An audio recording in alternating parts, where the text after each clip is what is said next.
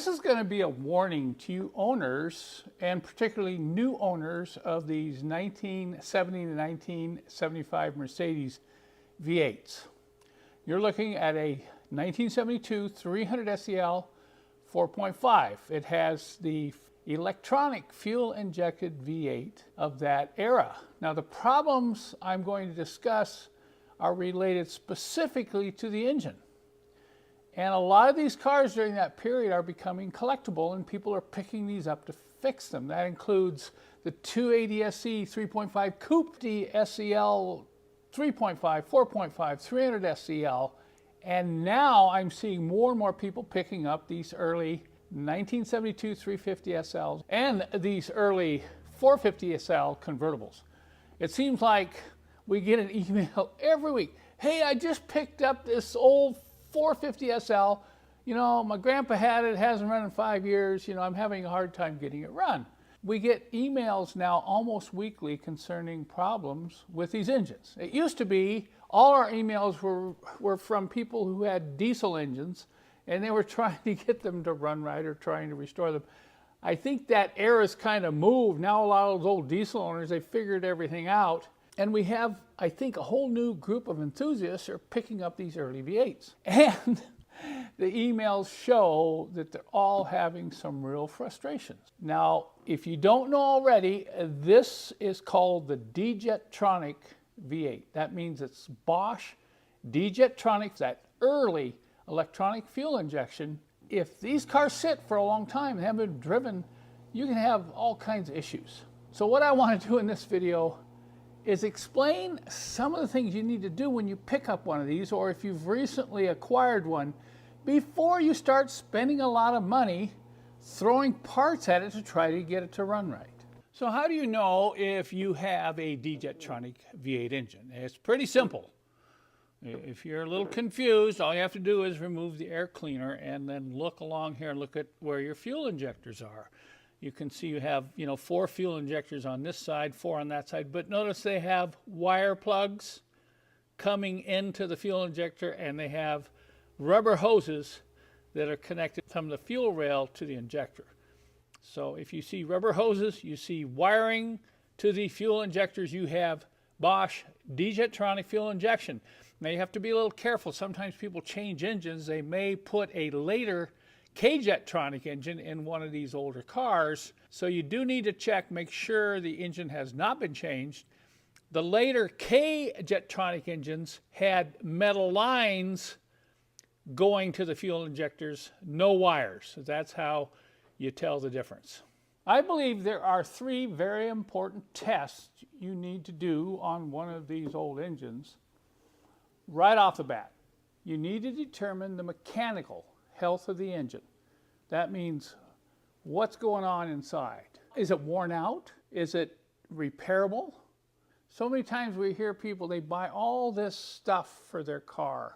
They buy new brakes, they buy suspension parts, they buy all kinds of things for the engine, water pump, all spark plugs, everything. And then they go to find out that the engine's worn out, literally worn out. It's burning oil, it's smoking, it doesn't run right, and they finally either send it to a mechanic or figure it out themselves. It's just worn out. So you want to determine right off the bat, do I have a healthy engine? You're going to do a little bit of interior inspection, but you're also going to do a couple tests. I believe there are 3 very important tests and or inspections you need to perform on these engines before you proceed to put a lot of money into the car or a lot of work. And the very first thing you want to do on these old V8s is to do an internal inspection inside the valve covers and adjust the valves. That's right, adjust the valves. This gets totally neglected on these D-Jetronic engines. People think that, well, maybe they got hydraulic lifters. They don't. They didn't have hydraulic lifters on these V8s until 1976. So the valves get tight as the engine runs and the valves seats wear, and eventually the valve may not be completely closing. So the second test is real important that I'm going to mention, but the first thing you need to do is make sure the valves are adjusted. And while you have the valve covers off, you're going to do that critical inspection of the oiler clips and the plastic guides to make sure they're not broken. This is the one thing that has caused more catastrophic V8 engine failure on these than anything else. It has to do with the upper valve train, so you need to inspect that. And included in that is timing chain stretch. If you have a severely stretched timing chain on these old V8s, you'll never get the fuel injection system to run right because the internal timing's off enough, you just can't produce enough vacuum, and that affects the sensors to the fuel injection, and it just causes all kinds of problems. I remember one time we had one of these early D-Jetronics, a 450 SEL sedan, and it would sit there and idle and it would hunt. It'd go, and this was when I was just learning about these systems, and I'm pulling my hair out, you know, changing spark plugs, messing around with the fuel injection, trying all kinds of things, but they just go, and finally I pulled the valve covers and did the internal timing check, and it was obvious the chain was really stretched. This engine had close to 200,000 miles on it.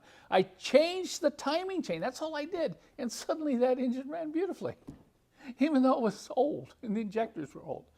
So this is very important. The first inspection is getting those valve covers off, adjusting the valves, changing the oiler clips on the oil tubes, and inspecting the guides and checking for chain stretch.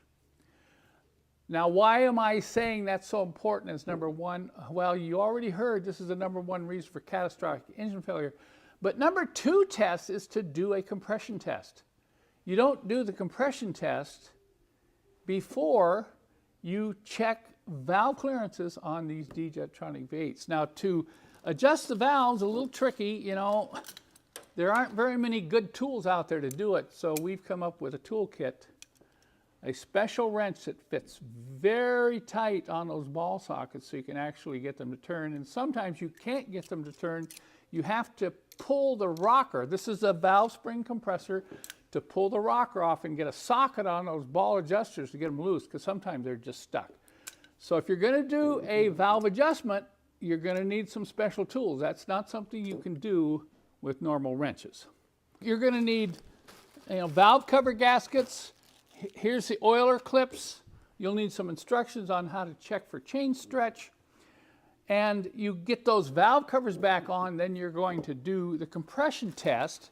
And the compression test can be done with a reasonably inexpensive compression tester. Now, I recommend you don't buy the cheap one because I found that the gauges are inaccurate. Some of them are 10, 15 PSI off. Well, that's not good. If you're going to do a compression test, you want to find out what the compression is. You need a gauge that is accurate. So just be forewarned, don't get the cheapest compression tester out there. You know, if you have excessive ring wear or you have some burnt valves, this will all show up in a compression test.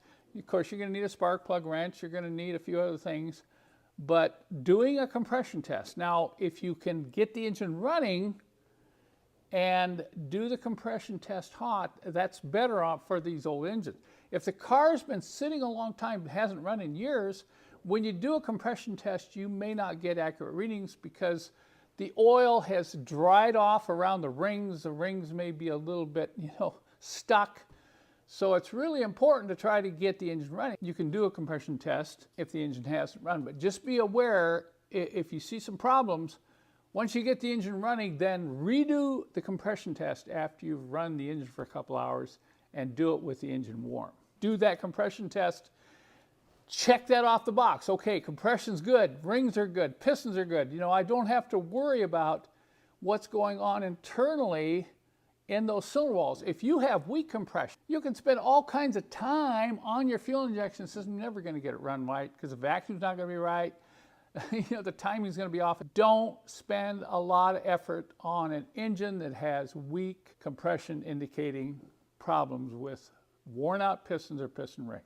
About 15 years ago, I came up with what I call the physical exam kit for the old 4 and 5 cylinder turbo diesel engines. This has been one of our most popular kits that have sold, giving people all the stuff they need to determine the physical health of their old diesel engine. So what I've decided to do for these D-Jetronics is to go ahead and come up with a physical exam kit for the 1970-1975 V8 D-Jetronic engine.